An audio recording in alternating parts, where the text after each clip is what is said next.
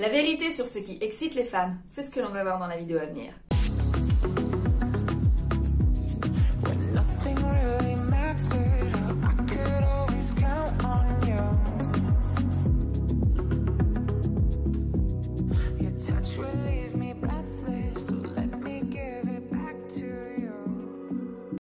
Salut mes petits chats, j'espère qu'aujourd'hui ça va. Moi écoutez, ça va pépouze. Je suis retournée au bureau mais après plusieurs jours de repos, j'ai l'impression d'avoir vraiment rechargé les batteries. Je sais pas si ça se sent dans mon énergie ou sur ma gueule parce que concrètement j'avais vraiment une sale tête. Dans la vidéo d'aujourd'hui, je vais vous expliquer exactement comment donner envie à une femme de faire l'amour avec vous et je vais vous expliquer les leviers à utiliser pour exciter une femme et pour vraiment la rendre chaude comme une baraque à frites, un petit peu, c'est ce qu'on va voir aujourd'hui.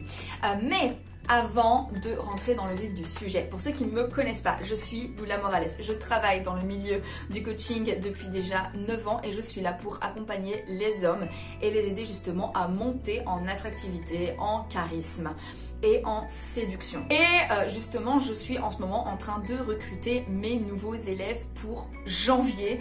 Donc j'ai mis en place un tout nouveau programme de coaching sur 3 mois. Donc c'est un programme de coaching qui vous aide notamment à défoncer vos croyances limitantes, sortir de la timidité. C'est également un programme de coaching qui va vous aider à monter en valeur, à devenir ce que moi j'appelle un homme de haut calibre. Ensuite, à travers ce coaching, je vais vous aider à établir une stratégie pour rencontrer un maximum de gens. Je sais si le Covid a empêché les gens de se rencontrer. Puis enfin, je vais vous expliquer les rouages de la séduction, comment fonctionne la séduction. Et donc c'est un programme très complet qui va vous permettre d'englober l'intégralité de votre séduction. Et si ça vous intéresse, vous pouvez cliquer sur le lien qui figure en barre d'infos ou en commentaire épinglé. Vous cliquez, vous allez tomber sur mon agenda, vous prenez rendez-vous, on en discute ensemble et on voit ce qu'il y a à faire. Ceci dit, on va pouvoir entrer dans le vif du sujet. Alors très important, je vais faire la distinction entre les choses qui sont propres un peu à tout le monde en général et aux femmes également. Et puis je vais vous expliquer ce qui peut être vraiment propre à chaque individu parce qu'il faut vraiment scinder les gens. Nous sommes des individus sexués tous et nous avons tous des réponses qui peuvent être à peu près similaires à des stimuli.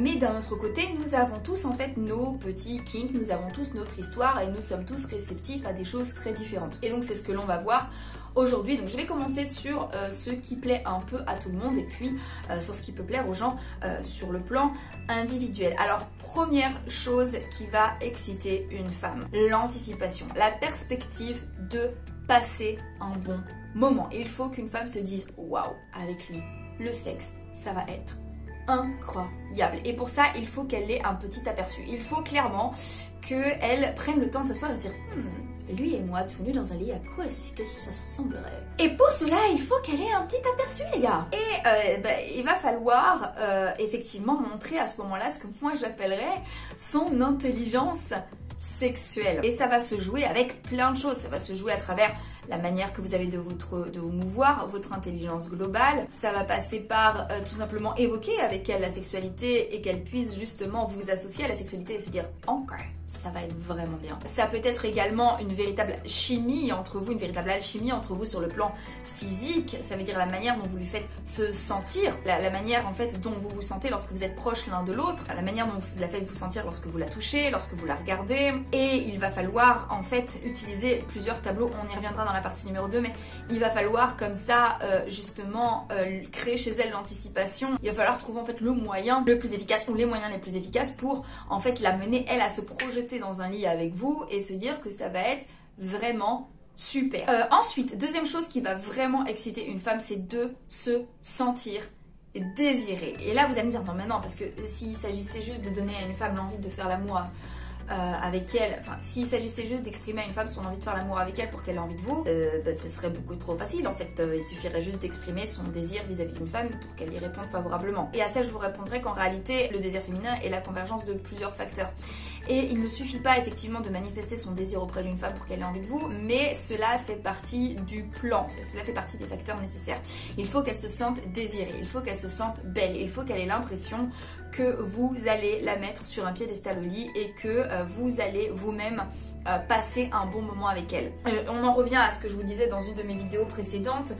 Il y a autre chose qui est très important, justement quelque chose qui va vraiment faire la distinction entre un homme qui justement fait peur à une femme avec son désir et un homme qui suscite le désir et qui rend son désir contagieux, c'est en fait la manière dont l'homme vit lui-même son désir. Mon travail m'a amené à me familiariser au concept de misère sexuelle, et en réalité la misère sexuelle met l'homme dans une situation où clairement son désir est vécu comme quelque chose d'impérieux qu'il ne maîtrise pas et qu'il lui fait directement souffrir. La misère sexuelle touche tout le monde, mais j'ai cru comprendre, je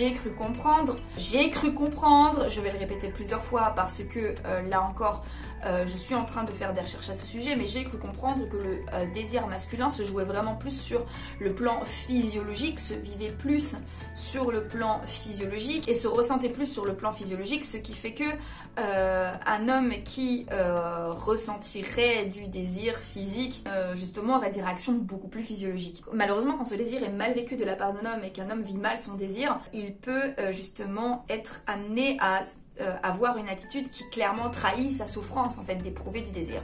Alors qu'un homme qui est tout à fait en paix avec son désir, qui le vit bien et qui est capable de maîtrise par rapport à ce désir et qui ne ressent pas justement de malaise par rapport à ce désir et qui est tout à fait ok avec ce désir et qui aussi est dans l'abondance en général, va éprouver justement du désir pour une femme, va ressentir du désir pour une femme, mais il ne va pas en réalité être en proie à ce désir, il ne va pas être maîtrisé par ce désir, il ne va pas se sentir subjugué par ce désir. Et c'est ce qui fait la différence entre un homme sexy, confiant, sexuel, séduisant et ce que moi je pourrais appeler un jeune chien fou dont la frustration transpire en fait à travers son attitude. Et une femme est tout à fait en mesure de faire la différence entre l'un et l'autre. Donc il faut que vous développiez une attitude relativement à l'aise avec la sexualité. Moi j'ai énormément de mal à faire confiance sexuellement à un homme qui entretient un rapport ambigu avec la sexualité, par exemple un rapport désir-haine, un rapport de culpabilité avec sa sexualité. Parce que nous avons pour beaucoup d'entre nous reçu une éducation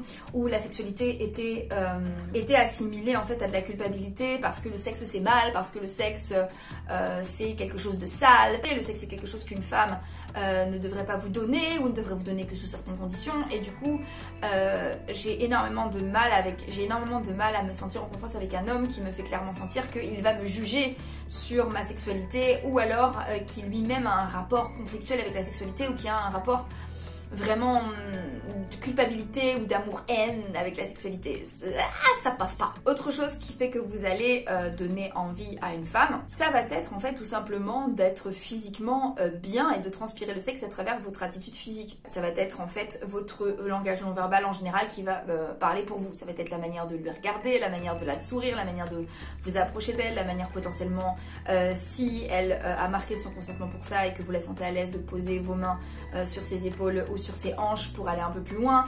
Ça va être la manière que vous allez avoir de regarder ses lèvres. Voilà, votre attitude et votre corps en général, votre langage corporel ainsi que votre enveloppe corporelle, à quoi est-ce qu'elle ressemble et la manière dont vous l'animez. Alors ça c'est pour les choses, on va dire, un petit peu globales. Maintenant, à titre personnel, nous avons tous nos petits kinks, nous avons tous nos petites choses, nos petits trucs qui font qu'on va pas tous être réceptives aux mêmes choses, on va pas tous être réceptives aux mêmes traits de visage, aux mêmes manières de se mouvoir, aux mêmes manières de regarder. Il y a des hommes qui vont inspirer le sexe à des femmes mais pas à moi du tout, parce que ces hommes vont rappeler à d'autres femmes des souvenirs. Moi, comme je vous le disais dans certaines vidéos, il y a certains traits du visage, certains traits physiques qui, moi, vont personnellement m'émouvoir un petit peu plus qu'à d'autres personnes. Je suis par exemple particulièrement réceptive aux cheveux blancs ou aux cheveux gris. Alors je sais pas pourquoi, ne me demandez pas pourquoi, mais j'ai un truc avec les cheveux gris, voilà, j'ai un truc avec les cheveux blancs, et c'est l'âge qui m'a rendu comme ça, c'est très bizarre. Et alors, si t'as le combo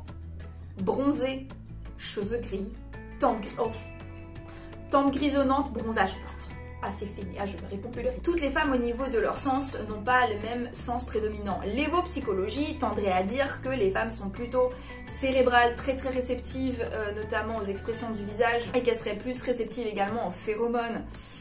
Mais la vérité c'est qu'il y a des femmes qui vont plutôt être visuelles, il y a des femmes qui vont être plutôt auditives, il y a des femmes qui vont être plutôt, on va dire, sapio, comme j'appellerais ça sapio, ça veut dire qu'ils vont plutôt être réceptives aux mots ou au texte, ou non, il y a des femmes qui vont plutôt être réceptives au sexto, il y a des femmes qui vont plutôt être réceptives à la manière dont vous les regardez, qui vont plutôt être réceptives à votre corps, à votre physique, à une paire de tablettes, à un six-pack, à certains traits du visage. Il y a des femmes qui vont plutôt être réceptives à votre voix, au son de votre voix ou à votre odeur.